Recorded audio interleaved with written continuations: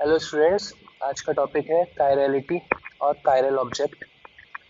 तो कायरलिटी बहुत ही important topic है और हम बोल सकते हैं स्टीरियो आइसोमेरिज्म ऑर्गेनिक केमिस्ट्री का एक बहुत इम्पोर्टेंट चैप्टर इसी वजह से है क्योंकि उसमें हम कायरलिटी स्टडी करते हैं। कायरलिटी से ज़्यादा क्वेश्चन क्यों आते हैं या स्टीरियो आइसोमर से क्वेश्चन क्यों आता है, उसका रीज़न अभी हम देखेंगे कि इसका इम्पोर्टेंस लाइफ में बहुत ज़्यादा है। तो फर्स्ट थिंग, अगर हम जानना चाहें कि कायरलिटी का मतलब क्या है, तो कायरलिटी एक्चुअल में एक ग्रीक वर्ड है। जब से हमने साइंस पढ़नी स्टार्ट करी है उससे पहले से लोग कायरल वर्ड के बारे में जानते हैं।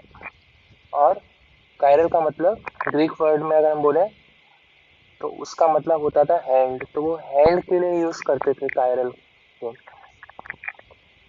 अब क्वेश्चन आता है कि हमने केमिस्ट्री में इसको अडॉप्ट किया है, वहां से हमने जो ग्रीक वर्ड है उसको हम केमिस्ट्री में लेके आए हैं, तो हमारे हैंड में इसकी क्या प्रॉपर्टी है जिसकी वजह से हम टॉपिक स्टडी कर रहे हैं। तो कायरलिटी का रिलेशन है, जैसे कि अगर हम अपने लेफ्ट हैंड को मिरर में देखें तो आप देख रहे हैं कि अगर आप मिरर में लेफ्ट हैंड को देखेंगे तो आपको राइट हैंड दिखेगा। तो अब अगर आप इन दोनों हैंड को सुपर इम्पोज करने की कोशिश करें, सुपर इम्पोज मीन्स एक दूसरे के ऊपर रख के देखें, तो आप देख रहे हैं कि जो ये थम्स है ये कोइंसाइड नहीं होंगे। ऐसे सारे ऑब्जेक्ट जिसके मिरर इमेज उस पर कोइंसाइड नहीं होता, सुपर इम्पोज नहीं होता, वो ऑब्जेक्ट कायरल होता है। तो ओरिजिनल स्टैंडर्ड डेफिनेशन इसकी यही है कि कोई भी ऐसा ऑब्जेक्ट जिसका मिरर इमेज उस पर नॉन सुपर इम्पोजेबल हो वो कायरल होता है। अब क्वेश्चन आता है इसमें इम्पोर्टेंट क्या है इतना कि ये क्वेश्चन इससे बार बार पूछा जाता है। तो देखिए इम्पोर्टेंस इसका इस वजह से ज़्यादा है कि अगर हम पूरे यूनिवर्स में बात करें तो मोस्टली सारी की सारी जितनी भी चीज़ें होती हैं सब कायरल होती हैं। इसका मतलब क्या है कि उसका मिरर इमेज इस पे सुपर इम्पोज नहीं होता। एक सिंपल तरीका भी होता है कायरलिटी देखने का कि उसको आप बीच में से कट करें एक प्लेन में, और उसका left portion and right portion same नहीं आना चाहिए, जिसको हम आगे पढ़ेंगे, जिसको प्लेन ऑफ सिमेट्री बोलते हैं। तो कायरल ऑब्जेक्ट में प्लेन ऑफ सिमेट्री नहीं होती। आप इसको कैसे भी कट करके देख लीजिए, दो ये इक्वल पार्ट में डिवाइड नहीं होगा। राइट। सो पूरे यूनिवर्स में अगर हम अपने ह्यूमन बॉडी की बात करें, हमारी ह्यूमन बॉडी भी कायरल है। राइट। जैसे लेफ्ट साइड में अगर हमें हार्ट दिख रहा है तो राइट में तो नहीं है, तो ऑब्वियस है कि अगर मैं दो पार्ट में कट करूंगा तो वो कभी भी एक जैसा नहीं होगा। तो हमारी ह्यूमन बॉडी भी कायरल है। जितनी गैलेक्सी है गैलेक्सी भी सब कायरल है, एक जैसी नहीं है, वो सुपर इम्पोज नहीं हो सकती है उस पर। और डेली लाइफ से अगर रिलेट करें कायरलिटी को, तो जैसे मैंने आपको बताया कि आप डेली लाइफ अगर हम जैसे ब्रेड की बात करें, प्लांट्स की बात करें, प्रोटीन क्लॉथ्स की बात करें, अपने हेयर की बात करें, ये तो मतलब प्रोटीन हो गया या प्लांट्स क्लॉथ्स ये सब जितने भी हो गए ये सब कायरल ऑब्जेक्ट होते हैं। जैसे ब्रेड क्या है, कार्बोहाइड्रेट है, मोस्टली सारे कार्बोहाइड्रेट आपके क्या होते हैं, कायरल होते हैं। प्रोटीन एमिनो एसिड से मिलके बनता है, एमिनो एसिड भी ज्यादातर कायरल होते हैं। तो इसी वजह से कायरलिटी का काफी इम्पोर्टेंस है। तो ज्यादातर जितने अमीनो एसिड हैं सब कायरल हैं। राइट। और मोस्ट इम्पोर्टेंट पार्ट, जितने भी ड्रग मीन्स मेडिसिन हम यूज करते हैं वो भी सब कायरल है। तो कायरलिटी और कायरल एक बहुत ही इम्पोर्टेंट टॉपिक है जो मेडिसिन में अगर हम बात करें वो बहुत ही ज्यादा इम्पोर्टेंट रोल प्ले करता है। देखिए मैं एक चीज और आपको बताना चाहता हूँ कि केमिस्ट्री मैं अपनी बात करूँ तो केमिस्ट्री मुझे बाकी सब्जेक्ट से बेटर इस वजह से लगता है। आप एक तो ये भी बोल सकते हैं कि आप पढ़ाते हैं तो आपको बेटर ही लगेगा, बट एक्चुअल रीजन वो नहीं है। एक्चुअल रीजन ये है कि केमिस्ट्री एक्चुअल में स्टडी है एक्चुअल चीजों की, means compound and it's property जो एक्चुअल में एग्जिस्ट करते हैं, हाइपोथेटिकल नहीं है। जैसे मैं कुछ दिन पहले भी सुन रहा था न्यूज में और डिस्कवरी में आई थिंक कि जो थियोरेटिकल फिजिसिस्ट हैं वो बात कर रहे थे कि कुछ टाइम के बाद हम यूनिवर्स में दूसरे प्लेनेट पे ट्रेवल कर सकते हैं, राइट। पूरा थ्योरेटिकल कॉन्सेप्ट है कि हम एक मशीन फिट कर देंगे ह्यूमन बॉडी में जिससे कि वो दूसरे प्लेनेट में भी जा सकते हैं, दूसरे गैलेक्सी में भी ट्रेवल कर सकते हैं। अब आई डोंट नो कितना पॉसिबल है, बट ये थ्योरेटिकली वो सब बोलते हैं सब। मेरे हिसाब से ये साइंस का ओरिजिनल पर्पस नहीं था। साइंस का ओरिजिनल पर्पस था कि जो है उसकी स्टडी करना। तो केमिस्ट्री में हम स्टडी क्या कर रहे हैं, कंपाउंड्स की और उसकी प्रॉपर्टी की और उसका क्या यूज है हमारे डेली लाइफ में, राइट। तो मूवीज में या आप डेली लाइफ में आपका भी ज्यादातर इंटरेस्ट किस में रहता है, हाइपोथेटिकल चीजों में। गैलेक्सी में क्या चल रहा है, यूनिवर्स में क्या चल रहा है, राइट। टाइम क्या है, स्पेस क्या है। जबकि एक्चुअल में आपने अभी देखा जो प्रॉब्लम आई है लाइफ में, जो कोरोना चल रहा है, कोविड-19, उससे आपको समझ में आ जा रहा है कि हमारा एक्चुअल लेवल 0 ही है, बट हाइपोथेटिकली हम बहुत आगे तक जा चुके हैं।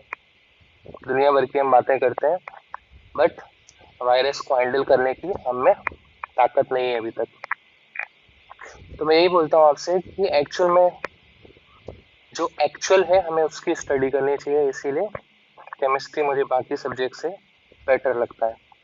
अभी और उसका इम्पोर्टेंस देखते हैं। जैसे कि आपने न्यूज़ में भी अभी सुना होगा कि जैसे अभी हम एक पॉपुलर मेडिसिन का यूज़ कर रहे हैं इसके ट्रीटमेंट में।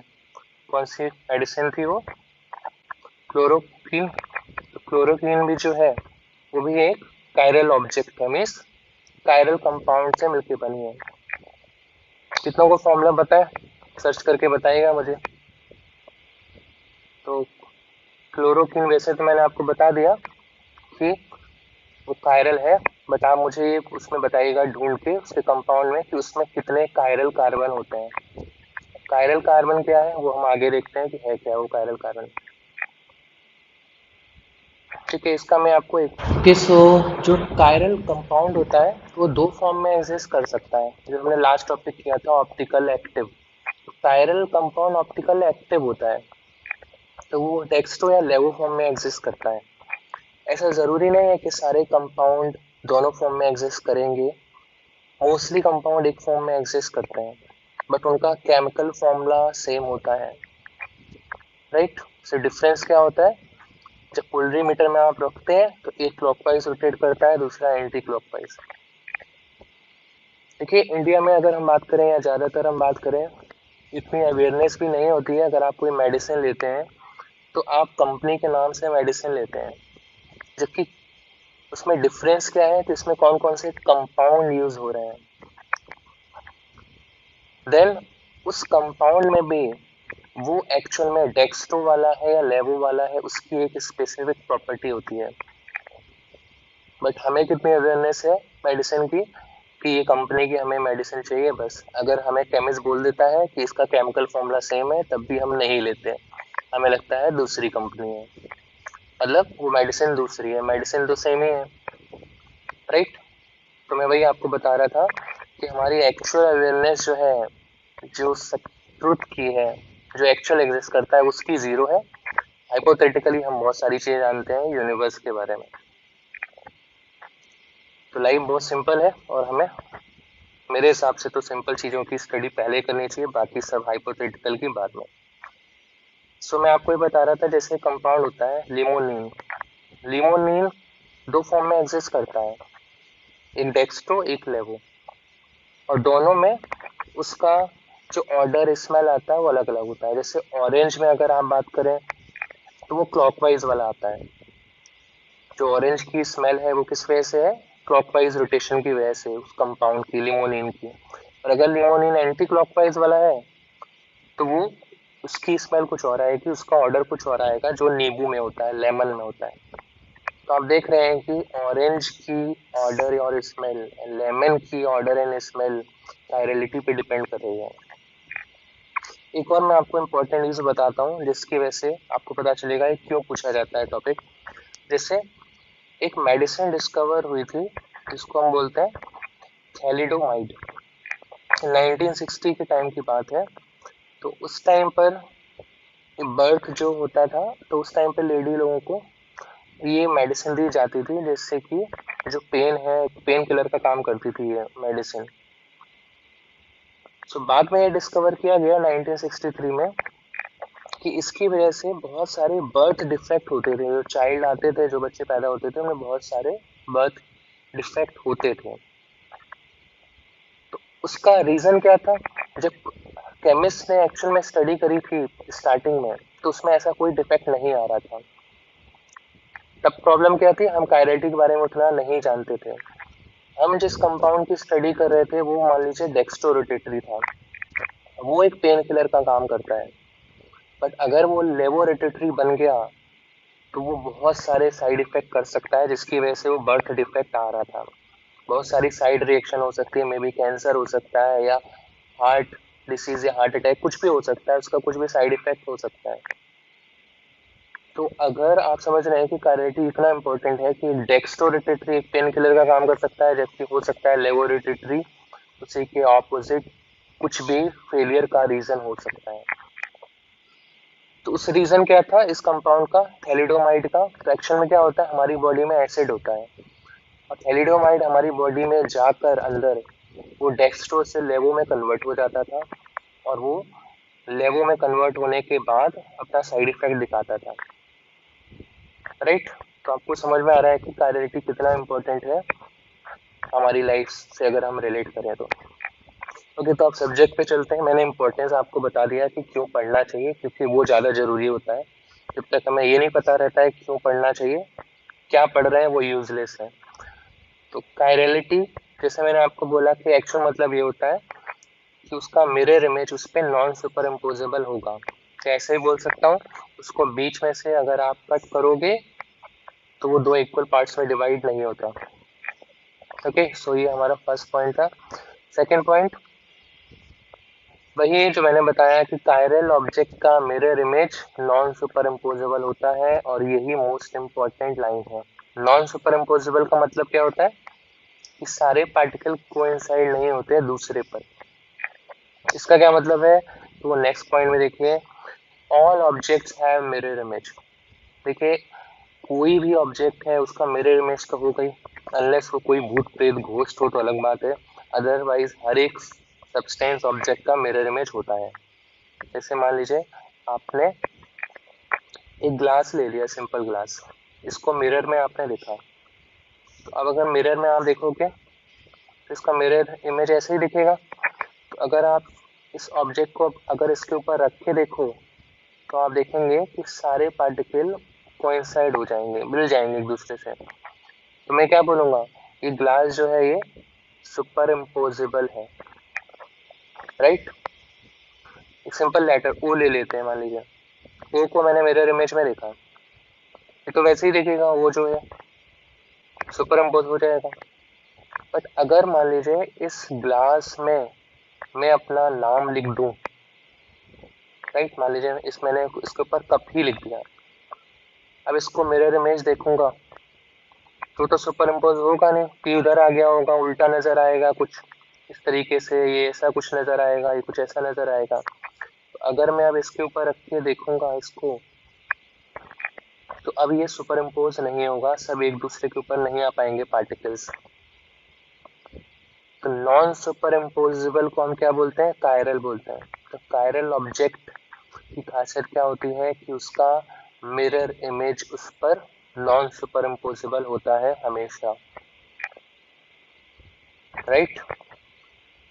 नेक्स्ट पॉइंट पे चलते हैं। कायरलिटी डायमेंशन पे डिपेंड नहीं करती, जैसे मैंने आपको बताया कि कायरलिटी गैलेक्सी भी हमारी कायरल है, और एक छोटा सा मॉलिक्यूल भी कायरल हो सकता है जो हमें दिखता नहीं है।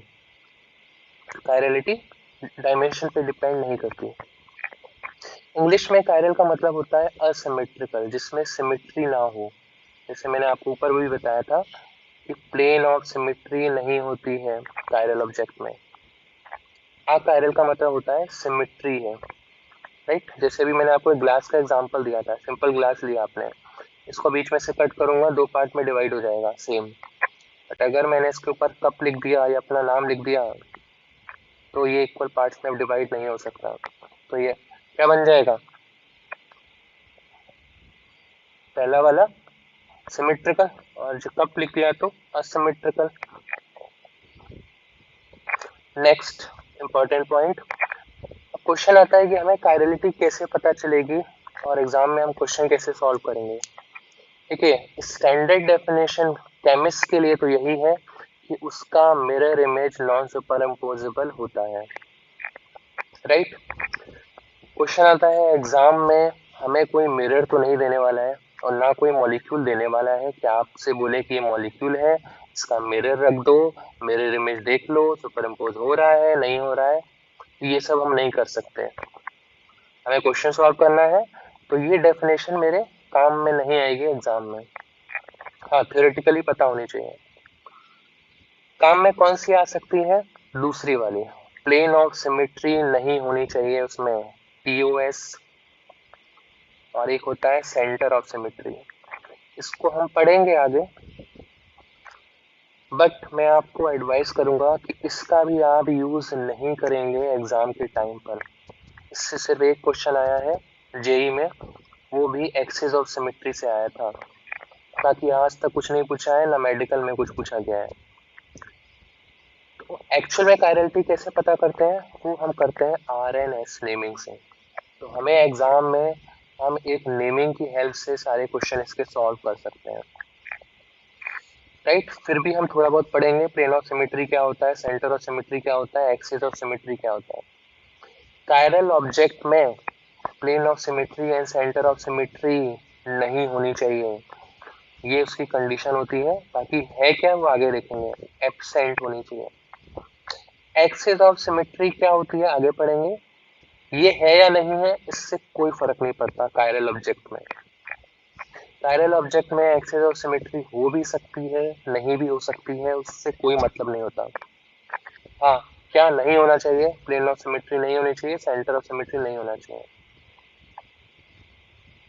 मैं थोड़ा सा बता देता हूँ 2 मिनट लेके, बाकी मैं इसको बहुत डिटेल में बताऊंगा आगे। Plane of symmetry and centre of symmetry है क्या, मॉलिक्यूल में रिप्रेजेंट करता हूँ। जैसे मान लीजिए मैंने सिंपल सा कंपाउंड लिया CO2, मैं आपसे पूछूं क्या इसमें आप इसको ऐसे कट कर सकते हैं कि 2 इक्वल पार्ट्स में डिवाइड हो जाए? तो आप बोलेंगे यस, इसको बीच में से ही कट कर दो। राइट, तो इसमें POS प्लेन ऑफ सिमेट्री हो जाएगी। मतलब ऐसा प्लेन जो मॉलिक्यूल को 2 इक्वल पार्ट्स में डिवाइड कर दे, उसको हम प्लेन ऑफ सिमेट्री बोलते हैं। एक और एग्जांपल बताइए, जैसे मैंने लिया मान लीजिए BCl3, मैं आपसे पूछूं इसमें प्लेन ऑफ सिमेट्री है क्या? क्या बोलेंगे आप? है? कहाँ से प्लेन का? इस यहाँ पे रख दो मिरर को, प्लेन को, तो दोनों पार्ट सेम है। इसमें भी है। राइट, एक और एग्जांपल कराता हूँ, बाकी इसको डिटेल में कराऊंगा अभी। जैसे मान लीजिए मैंने आपको कंपाउंड दिया, टेट्राहेड्रल वाला लेते हैं।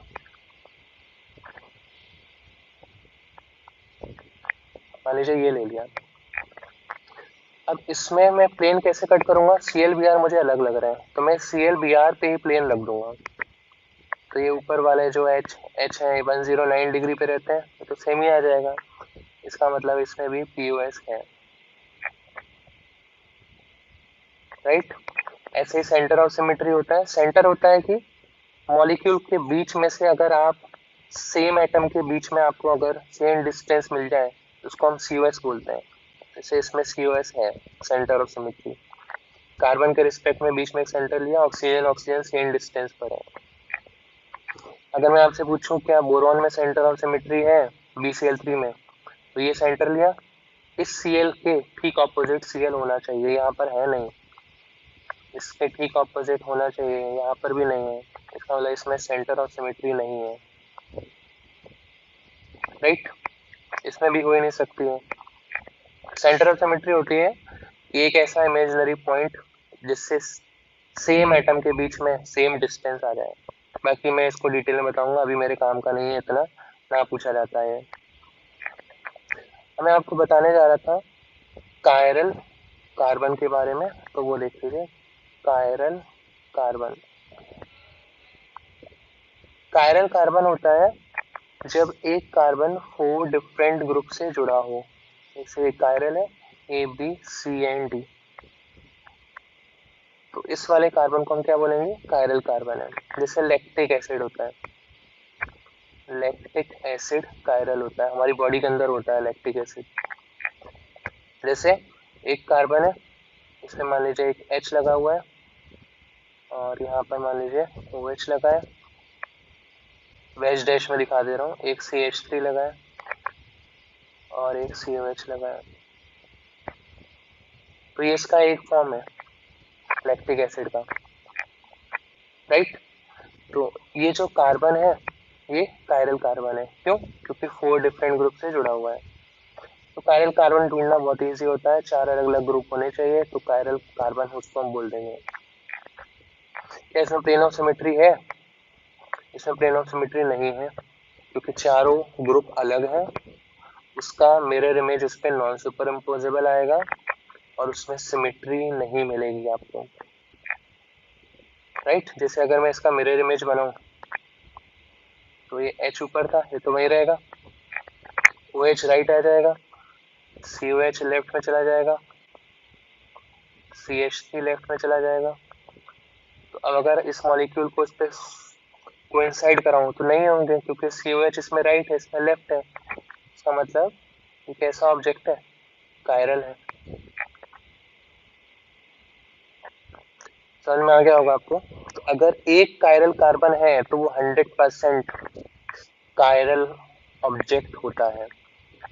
कायरल ऑब्जेक्ट का ऑप्टिकल एक्टिविटी से क्या रिलेशन है, जो कायरल होता है वो ऑप्टिकल एक्टिव भी होता है।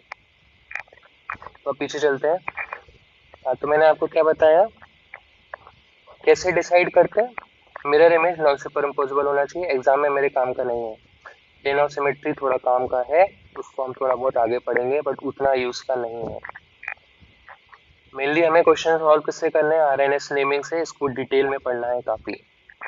उससे पहले आगे चलते हैं नेक्स्ट पॉइंट में, chirality in organic molecule. Molecule can be chiral in absence और presence of chiral carbon. Chiral carbon होना जरूरी नहीं है, ऐसा जरूरी नहीं है कि वो कायरल हो ही जाएगा। कैसे, ऐसा कैसे मैं बोल सकता हूँ, तो मैं आपको एक एग्जांपल से समझाता हूँ। जैसे सिंपल सी बात करूँ, हैंड की बात करें हम, अब हमें अपने हैंड में तो कार्बन नहीं दिख रहा है, बट वो कायरल तो है, राइट।